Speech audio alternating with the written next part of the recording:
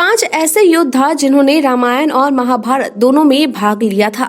अगर हम हिंदू धर्म के प्रमुख ग्रंथों की बात करें तो इसमें 2 महत्वपूर्ण ग्रंथ ऐसे आते हैं जिनकी चर्चा सबसे ज्यादा की जाती है। जी हाँ, हम बात कर रहे हैं सबसे प्रमुख माने जाने वाले ग्रंथ रामायण और महाभारत की।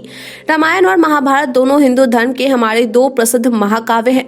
त्रेता युग में रामायण की घटनाएं घटित हुई थी और द्वापर युग में महाभारत की।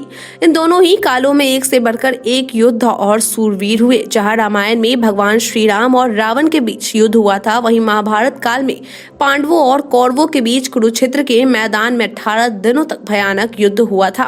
उम्मीद है कि आप भी इन दोनों ग्रंथों के बारे में बहुत कुछ जानते होंगे। रामायण और महाभारत की कहानियों में और उनके पात्रों के बारे में आपने खूब पढ़ा या सुना होगा। वैसे तो ये दोनों ग्रंथ एक दूसरे से अलग है, परंतु क्या आप जानते हैं कि इन दोनों में कुछ समानताएं भी थी?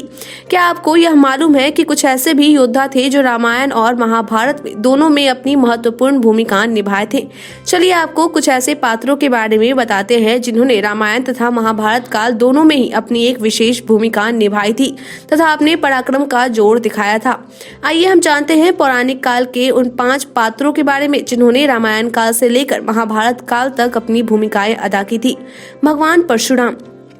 पौराणिक मान्यताओं के अनुसार शिव शंकर के साक्षात अवतार माने जाने वाले भगवान परशुराम का जन्म ब्राह्मण कुल में हुआ था, परंतु ऐसा कहा जाता है कि ब्राह्मण कुल में पैदा होने के बाद भी उनके अंदर क्षत्रियों जैसे गुण थे। किंवदंतियों के मुताबिक भगवान परशुराम रामायण और महाभारत काल दोनों में उपस्थित थे। जहाँ रामायण में भगवान परशुराम ने देवी सीता के स्वयंवर में धनुष टूटने के बाद भगवान राम को चुनौती दी थी, तो वहीं महाभारत काल में परशुराम जी ने कर्ण और पितामह विष्णु को अस्त्र शस्त्र की शिक्षा प्रदान कराई थी। हनुमान जी। राम के परम भक्त पवन पुत्र हनुमान जी को कौन नहीं जानता। कहा जाता है कि इनके ही सहयोग से श्री रामचंद्र माता सीता को रावण की कैद से आजाद करवा पाए थे। हनुमान जी ने रामायण में राम जी की सेना का नेतृत्व किया था। भगवान राम जी के आशीर्वाद से हनुमान जी अमर है। पौराणिक मान्यताओं के अनुसार श्री राम जी के वरदान स्वरूप हनुमान जी कलयुग में जीवित है और आज भी धरती पर विचरण करते हैं। अब ये तो सब जानते हैं, लेकिन महाभारत में भी इनकी विशेष भूमिका रही थी।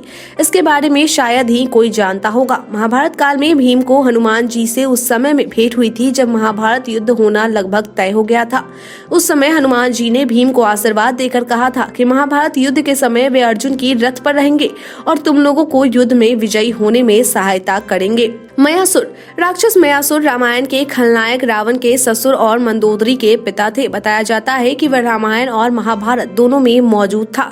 महाभारत काल में भगवान श्री कृष्ण ने जब मयासुर को मृत्यु दंड देना चाहते थे, तब अर्जुन ने श्री कृष्ण से प्रार्थना करके मयासुर की जान बचा दी थी, जिससे प्रसन्न होकर मयासुर ने खांडव प्रस्थ को इंद्रप्रस्थ बनाने में सहयोग किया था। मयासुर ने पांडवों के लिए एक अद्भुत माया भवन का निर्माण किया था। इसी माया भवन में दुर्योधन माया जाल में उलझकर जल को स्थल समझकर पानी में गिर पड़ा था और द्रौपदी ने दुर्योधन का उपहास किया था, जिस कारण दुर्योधन के मन में द्रौपदी के लिए क्रोध और बदले का भाव पैदा हो गया था। जामवंत। रामायण काल में जामवंत सुग्रीव के मंत्री थे और उन्होंने राम जी के साथ मिलकर रावण से युद्ध किया था। जामवंत जी को भगवान राम से मल्ल युद्ध करने की इच्छा थी। राम जी ने उन्हें वचन दिया था कि उनकी इस इच्छा को अगले अवतार में पूरा करेंगे। द्वापर युग में एक बार श्री कृष्ण एक गुफा में घुस गए थे। उसी गुफा में जामवंत रहते थे। तब श्री कृष्ण का जामवंत के साथ लगातार 8 दिनों तक मल्ल युद्ध होता रहा। इसके बाद जामवंत को इस बात का अनुमान हो गया कि श्री कृष्ण ही असल में उनके प्रभु श्री राम है। इसी घटना के बाद जामवंत ने अपनी पुत्री जामवंती का विवाह श्री कृष्ण से कर दिया था। महर्षि दुर्वासा। महर्षि दुर्वासा प्राचीन काल के बहुत बड़े ऋषि माने गए थे। ये उन महापुरुषों में से एक थे जिन्होंने रामायण तथा महाभारत काल की घटनाओं को अपनी आंखों से देखा था।